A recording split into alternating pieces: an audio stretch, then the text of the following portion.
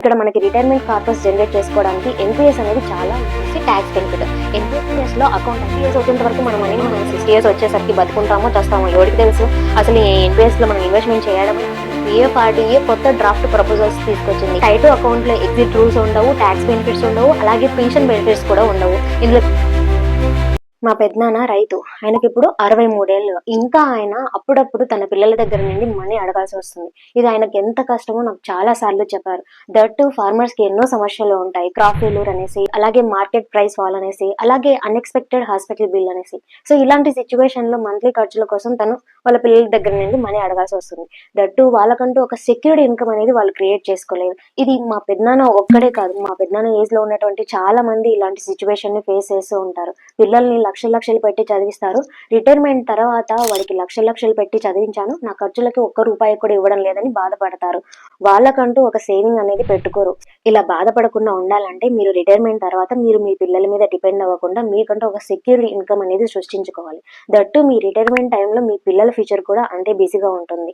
అలాగే మీ old age ని అంటే మీ రిటైర్మెంట్ ఏజ్ ని టెన్షన్ ఫ్రీగా హ్యాపీగా గడపాలంటే కనుక మీకంటూ ఒక స్ట్రాంగ్ రిటైర్మెంట్ కార్పస్ అనేది అవసరం. ఇది చిన్నపాటి లగ్జరీ కాదు, ముఖ్యమైనటువంటి అవసరం. సో ఇక్కడ మనకి రిటైర్మెంట్ కార్పస్ జనరేట్ చేసుకోవడానికి ఎన్పిఎస్ అనేది చాలా యూస్ఫుల్ అవుతుంది. సో టుడే వీడియోలో ఎన్పిఎస్ అంటే ఏంటి, ఎన్పిఎస్ యొక్క అడ్వాంటేజెస్ ఏంటి, ఎవరెవరు ఎన్పిఎస్ కి అప్లై చేసుకోవచ్చు, అలాగే ఎన్పిఎస్ లో వచ్చినటువంటి కొత్త రూల్స్ ఏంటో డిస్కస్ చేసుకున్నాము. వీడియోలోకి వెళ్లే ముందు మన ఛానల్ కి సబ్స్క్రైబ్ చేసుకున్నట్లయితే ఇంకా సబ్స్క్రైబ్ చేసుకోవాలి. ఫస్ట్ వచ్చేసి ఎన్పిఎస్ అంటే ఏంటో తెలుసుకుందాం. ఎన్పిఎస్ అంటే నేషనల్ పెన్షన్ సిస్టమ్. ఇది ఒక రిటైర్మెంట్ సేవింగ్ స్కీమ్. ఈ స్కీమ్ ని 2004 లో ఆర్మ్డ్ ఫోర్సెస్ ని మినహాయించి ఓన్లీ సెంట్రల్ గవర్నమెంట్ ఎంప్లాయీస్ కోసమే ఈ స్కీమ్ ని లాంచ్ చేశారు. వీళ్ళకి ముందున్నటువంటి ఓల్డ్ పెన్షన్ స్కీమ్ ని రద్దు చేస్తూ ఈ స్కీమ్ ని తీసుకొచ్చారు. తర్వాత చాలా స్టేట్ గవర్నమెంట్స్ అలాగే కొన్ని ప్రభుత్వ సంస్థలు కూడా తమ ఎంప్లాయీస్ కి ఎన్పిఎస్ ని కంపల్సరీ చేశాయి. తర్వాత 2009 లో ఇండియాలో ఉన్నటువంటి ఆల్ ఇండియన్ సిటిజన్స్ కి ఈ స్కీమ్ ని అందుబాటులోకి తీసుకొచ్చారు. అంటే ఇప్పుడు మీరు బిజినెస్ మ్యాన్ అయినా, ఫార్మర్ అయినా, హౌస్ వైఫ్ అయినా, లేకపోతే ప్రైవేట్ సెక్టర్ లో వర్క్ చేస్తున్నటువంటి ఎంప్లాయీస్ అయినా ఈ స్కీమ్ కి అప్లై చేసుకోవచ్చు. ఈ స్కీమ్ కి అప్లై చేసుకోవడానికి ఏజ్ కనుక చూసుకున్నట్లయితే 18 years నుంచి 70 years మధ్యలో ఉన్నటువంటి ఏ ఇండియన్ సిటిజన్ అయినా ఈ స్కీమ్ కి అప్లై చేసుకోవచ్చు. సో ఈ ఎన్పిఎస్ ద్వారా మీరు వర్క్ చేస్తున్నటువంటి టైంలో చిన్న అమౌంట్ ని ఇన్వెస్ట్మెంట్ చేసినట్లయితే కనుక మీ రిటైర్మెంట్ తర్వాత మీరు ఇన్వెస్ట్మెంట్ చేసినటువంటి టోటల్ మనీలో కొంత అమౌంట్ ని లంసమ్ గా తీసుకోవచ్చు. మరి కొంత అమౌంట్ అనేది మంత్లీ పెన్షన్ రూపంలో వస్తుంది.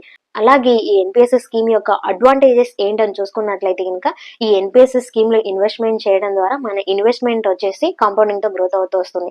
సెకండ్ వచ్చేసి రిటర్న్స్. ఈ స్కీమ్ ని ఫిక్స్డ్ డిపాజిట్ అలాగే ట్రెడిషనల్ ట్యాక్స్ సేవింగ్ ఆప్షన్స్ తో కంపారిజన్ చేసినట్లయితే ఇందులో రిటర్న్స్ ఎక్కువగా వచ్చే ఛాన్స్ ఉంటుంది. అప్రాక్సిమేట్లీ యావరేజ్ రిటర్న్స్ వచ్చేసి 9% నుంచి 13% మధ్యలో ఉంటుంది. అసెట్ అలొకేషన్ ని బేస్ చేసుకొని ఇందులో వచ్చేటువంటి రిటర్న్స్ వచ్చేసి చేంజ్ అవుతూ ఉంటాయి. అలాగే థర్డ్ వచ్చేసి ట్యాక్స్ బెనిఫిట్. ఎన్పిఎస్ లో ఇన్వెస్ట్మెంట్ చేయడం ద్వారా సెక్షన్ 80 సిసిడి కింద ట్యాక్స్ బెనిఫిట్ అనేది పొందవచ్చు. అలాగే ఫోర్త్ వచ్చేసి విత్డ్రాల్ ఆప్షన్. మనకి ఎమర్జెన్సీ సిచ్యువేషన్ లో పార్షియల్ విత్డ్రాల్ ఆప్షన్ కూడా అవైలబుల్ గా ఉంది. అలాగే ట్రస్ట్ వర్తి. ఈ ఎన్పిఎస్ ని pension fund regulatory and development authority of India regulate చేస్తుంది. అలాగే సిస్టమేటిక్ గా మానిటరింగ్ చేస్తుంది. సో మనం ఇక్కడ ఇన్వెస్ట్మెంట్ చేసినటువంటి మనీ అనేది సేఫ్ గా ఉంటుంది, అలాగే ట్రాన్స్పరెంట్ గా కూడా ఉంటుంది. అలాగే ఇంకోటి, మనం ఎన్పిఎస్ లో ఇన్వెస్ట్మెంట్ చేసిన తర్వాత మనం సెలెక్ట్ చేసుకున్నటువంటి స్కీమ్ నచ్చకపోయినా, లేకపోతే మన ఫండ్ ని మేనేజ్ చేసేటువంటి ఫండ్ మేనేజర్ నచ్చకపోయినా మనం చేంజ్ చేసుకోవచ్చు. మరి ఎన్పిఎస్ సబ్స్క్రైబర్ యొక్క మనీని ఎందులో ఇన్వెస్ట్మెంట్ చేస్తారో చూసుకున్నట్లయితే ఇంకా సబ్స్క్రైబర్ యొక్క మనీని మార్కెట్ లింక్డ్ ఈక్విటీస్ లలో ఇన్వెస్ట్మెంట్ చేస్తారు, అలాగే కార్పొరేట్ బాండ్స్ లలో ఇన్వెస్ట్మెంట్ చేస్తారు, అలాగే గవర్నమెంట్ సెక్యూరిటీస్ లో ఇన్వెస్ట్మెంట్ చేస్తారు, అలాగే ఆల్టర్నేటివ్స్ లో కూడా ఇన్వెస్ట్మెంట్ చేస్తారు. ఇంకోటి గుర్తుపెట్టుకోవాల్సింది ఏంటంటే కనుక ఎన్పిఎస్ లో ఫిక్స్డ్ రిటర్న్స్ అనేవి రావు. ఎందుకంటే ఇక్కడ మార్కెట్ లింక్డ్ సెక్యూరిటీస్ లో ఇన్వెస్ట్మెంట్ చేయడం ద్వారా ఇక్కడ వచ్చేటువంటి రిటర్న్స్ వచ్చేసి మార్కెట్ పర్ఫార్మెన్స్ పైన ఆధారపడి ఉంటాయి. అలాగే ఎన్పిఎస్ లో అకౌంట్ టైప్స్ గురించి డిస్కస్ చేసుకున్నాం. ఎన్పిఎస్ లో 2 అకౌంట్ టైప్స్ ఉంటాయి, టైర్ 1 అకౌంట్ అని, టైర్ 2 అకౌంట్ అని. ఫస్ట్ వచ్చేసి మనం టైర్ 1 అకౌంట్ గురించి డిస్కస్ చేసుకున్నాం. ఇది కంపల్సరీ అకౌంట్. సో ఇక్కడ ఈ టైర్ 1 అకౌంట్ లో సబ్స్క్రైబర్ ఇయర్లీ వచ్చేసి మినిమం 6,000 రూపీస్ కానీ లేకపోతే మంత్లీ 500 రూపీస్ లాగా ఇన్వెస్ట్మెంట్ చేయొచ్చు. ఈ టైర్ 1 అకౌంట్ ద్వారా బెస్ట్ పెన్షన్ బెనిఫిట్స్ అలాగే ట్యాక్స్ బెనిఫిట్స్ కూడా పొందవచ్చు. ఈ టైర్ 1 అకౌంట్ లో ఇన్వెస్ట్మెంట్ చేసినటువంటి మనీని 60 years వచ్చేంత వరకు విత్డ్రాల్ చేసుకోలేము. కానీ అకౌంట్ ఓపెన్ చేసిన 3 years తర్వాత మనకి పార్షియల్ విత్డ్రాల్ కి అనుమతిస్తున్నారు. ఆ పార్షియల్ విత్డ్రాల్ కూడా ఏంటంటే మనం అప్పటి వరకు ఇన్వెస్ట్మెంట్ చేసినటువంటి టోటల్ మనీలో 25% వరకు మాత్రమే మనం పార్షియల్ విత్డ్రాల్ చేసుకోవచ్చు. ఈ 25% పార్షియల్ విత్డ్రాల్ కూడా స్పెసిఫిక్ పర్పస్ కోసం, లైక్ పిల్లల చదువుల స్పాన్సర్షిప్ కోసం కానీ, లేకపోతే మీరు సొంత ఇల్లు కొనాలనుకుంటున్నారు దానికోసం కానీ, లేకపోతే ఏదైనా ఎమర్జెన్సీ హాస్పిటల్ క్యాపిటలైజేషన్ అయినప్పుడు ఈ పార్షియల్ విత్డ్రాల్ కి అనుమతిస్తున్నారు. అలాగే 60 ఇయర్స్ తర్వాత మనం అప్పటి వరకు ఇన్వెస్ట్మెంట్ చేసినటువంటి టోటల్ మనీని మనం విత్డ్రాల్ చేసుకోలేము. సో అప్పటి వరకు ఇన్వెస్ట్మెంట్ చేసినటువంటి టోటల్ మనీలో 60% of that money only lump sum గా మనం విత్డ్రాల్ చేసుకోవచ్చు. మిగిలినటువంటి 40% ఆఫ్ మనీతో PFRDA తో రిజిస్టర్డ్ అయినటువంటి ఏదైనా ఇన్సూరెన్స్ ఏజెన్సీలో యాన్యుటీని బై చేయడం కంపల్సరీ. మిగిలిన 40% మన యాన్యుటీ బై చేయడం ద్వారా ఈ ఇన్సూరెన్స్ కంపెనీస్ ఆ 40% లో ఉన్నటువంటి మనీని ఫిక్స్డ్ మంత్లీ పెన్షన్ లాగా ఇస్తాయన్నమాట. ఏంటి 60 ఇయర్స్ వచ్చేంత వరకు మన మనీని మనం విత్డ్రాల్ చేసుకోలేమా? మనం 60 ఇయర్స్ వచ్చేసరికి బతుకుంటామో చేస్తామో ఎవరికి తెలుసు? అసలు ఎన్పిఎస్ లో మనం ఇన్వెస్ట్మెంట్ చేయడమే అనవసరం అనుకుంటున్నారా? ఆగండి, మీకోసమే PFRDA కొత్త డ్రాఫ్ట్ ప్రపోజల్స్ తీసుకొచ్చింది. డ్రాఫ్ట్ ప్రపోజల్స్ ఏంటని చూసుకున్నట్లయితే ఇంకా ఫస్ట్ వచ్చేసి ఎన్పిఎస్ లో కంట్రిబ్యూట్ చేయడానికి మాక్సిమం ఏజ్ వచ్చేసి 75 ఇయర్స్ ఉండేది, దాన్ని ఇప్పుడు 85 ఇయర్స్ వరకు పెంచాలనుకుంటున్నారు. అలాగే ఇంకొక గుడ్ న్యూస్ ఏంటంటే కనుక మినిమం ఎగ్జిట్ ఏజ్ ఇంకా చూసుకున్నట్లయితే 60 ఇయర్స్ ఉంది కదా. సో 60 ఇయర్స్ వరకు మనం మనీ అనేది లాక్ లో ఉంటుంది, అంటే విత్డ్రాల్ ఆప్షన్ అనేది లేదు కదా. దాన్ని ఇప్పుడు 15 ఇయర్స్ వరకు, అంటే మీరు 15 ఇయర్స్ వరకు మీరు ఎన్పిఎస్ లో కంట్రిబ్యూట్ చేసినట్లయితే 15 ఇయర్స్ తర్వాత ఎగ్జిట్ ఆప్షన్, విత్డ్రాల్ ఆప్షన్ అనేది ఇస్తున్నారు. సో ఫైనాన్షియల్ ఫ్లెక్సిబిలిటీ కోసం ఈ ప్రపోజల్ ని తీసుకొచ్చారు. అంతేకాకుండా యాన్యుటీ బయింగ్ వచ్చేసి మనం 40% ఆఫ్ ద మన టోటల్ కార్పస్ లో యాన్యుటీ బయింగ్ చేయాలి, దాన్ని ఇప్పుడు 20% చేశారు, అంటే మనం 20% మాత్రమే యాన్యుటీని బై చేయవచ్చు. అలాగే టైర్ 2 అకౌంట్ కింద చూసుకున్నట్లయితే టైర్ 2 అకౌంట్ వచ్చేసి వాలంటరీ సేవింగ్ అకౌంట్, ఇది ఆప్షనల్ అకౌంట్.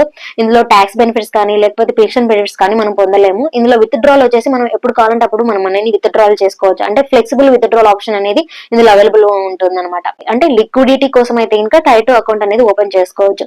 సో అలాగే ఎన్పిఎస్ లో ఇన్వెస్ట్మెంట్ ఆప్షన్స్ కింద చూసుకున్నట్లయితే ఇందులో 2 ఇన్వెస్ట్మెంట్ ఆప్షన్స్ ఉన్నాయి. సో ఫస్ట్ వచ్చేసి auto choice life cycle fund, అంటే ఇక్కడ ఆటోమేటిక్ గా మన ఇన్వెస్ట్మెంట్ అనేది మన ఏజ్ ని బట్టి మేనేజ్ చేస్తూ వెళ్తాయి. సో ఈ auto choice life cycle fund కింద ఫస్ట్ వచ్చేసి LC25 అంటే ఇంకా కన్జర్వేటివ్ లైఫ్ సైకిల్ ఫండ్. ఇక్కడ వచ్చేసి మన ఇన్వెస్ట్మెంట్ చేసినటువంటి టోటల్ మనీలో 25% వచ్చేసి ఈక్విటీస్ లో ఇన్వెస్ట్మెంట్ చేస్తారు, మిగిలినటువంటి 75% వచ్చేసి సేఫర్ డెప్ట్ ఫండ్స్ లోకి వెళ్తుంది అనమాట. సబ్స్క్రైబర్ యొక్క ఏజ్ పెరిగే కొద్దీ ఈక్విటీ పోర్షన్ ని ఇంకా డిక్రీజ్ చేస్తూ వెళ్తారనమాట. సో ఇక్కడ ఎవరైతే రిస్క్ ఎక్కువ తీసుకోలేమో, సేఫ్ అండ్ సెక్యూర్ రిటర్న్స్ కావాలనుకునే వాళ్ళకి LC25 అనేది బెస్ట్ అనమాట. సో అలాగే LC50 అంటే మోడరేట్ లైఫ్ సైకిల్ ఫండ్, అంటే ఇంకా ఇక్కడ 50% వచ్చేసి ఈక్విటీలోకి వెళ్తుంది, మిగతా 50% వచ్చేసి డెప్ట్ లోకి వెళ్తుంది అనమాట.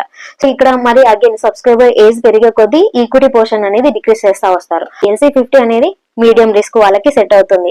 అలాగే LC75 aggressive life cycle fund select చేసుకున్నట్లయితే కనుక మనం ఇన్వెస్ట్మెంట్ చేసేటువంటి మనీలో 75% వచ్చేసి ఈక్విటీలోకి వెళ్తుంది, 25% వచ్చేసి డెప్ట్ లోకి వెళ్తుంది అనమాట. ఇక్కడ high risk high returns. So మనకి ఆటోమేటిక్ గా ఇక్కడ కూడా సేమ్ ఈక్విటీని మన ఏజ్ పెరిగే కొద్దీ ఈక్విటీ పోర్షన్ అనేది రెడ్యూస్ చేస్తూ వస్తారనమాట. అలాగే యాక్టివ్ చాయిస్ మీన్స్ ప్రతి ఒక్క అసెట్ క్లాస్ లో మనం ఎంత ఇన్వెస్ట్మెంట్ చేయాలో మాన్యువల్ గా మనమే ఎంటర్ చేయవచ్చు. సో మనం ఈక్విటీలో ఎంత పర్సెంటేజ్ ఇన్వెస్ట్మెంట్ చేయాలనుకుంటున్నామో మనమే సెలెక్ట్ చేసుకోవచ్చు.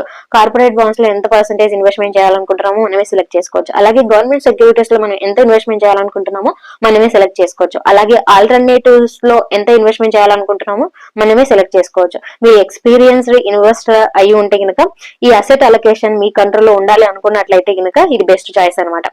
ఇన్వెస్టర్స్ ఈ స్కీమ్ కి అట్రాక్ట్ అవ్వడం కోసం PFRDA ఇంకా ఇందులో చేంజెస్ తీసుకురాబోతుంది. మల్టిపుల్ స్కీమ్ ఫ్రేమ్వర్క్ అని, అలాగే 100% ఈక్విటీలో ఇన్వెస్ట్మెంట్ చేయడం కోసం ఛాన్సెస్ ఉన్నాయి. అలాగే ఇప్పటి వరకు ఎన్పిఎస్ స్కీమ్ లో ఓన్లీ 3 అసెట్ క్లాస్ లో మాత్రమే ఇన్వెస్ట్మెంట్ చేసేవాళ్ళు, ఈక్విటీ, కార్పొరేట్ బాండ్స్, అలాగే గవర్నమెంట్ సెక్యూరిటీస్ లో. దీన్ని ఇంకా ఎక్స్పాండ్ చేయాలనుకుంటుంది, అంటే గోల్డ్ లో ఇన్వెస్ట్మెంట్ చేయాలని ట్రై చేస్తున్నారు, కమోడిటీస్ అలాగే సిల్వర్ లో ఇన్వెస్ట్మెంట్ చేయాలని ట్రై చేస్తున్నారు. ఎవరైతే రిటైర్మెంట్ తర్వాత సేఫ్ అండ్ సెక్యూర్ లైఫ్ ని గడపాలనుకునే వాళ్ళకి ఎన్పిఎస్ వచ్చేసి బెస్ట్ స్కీమ్.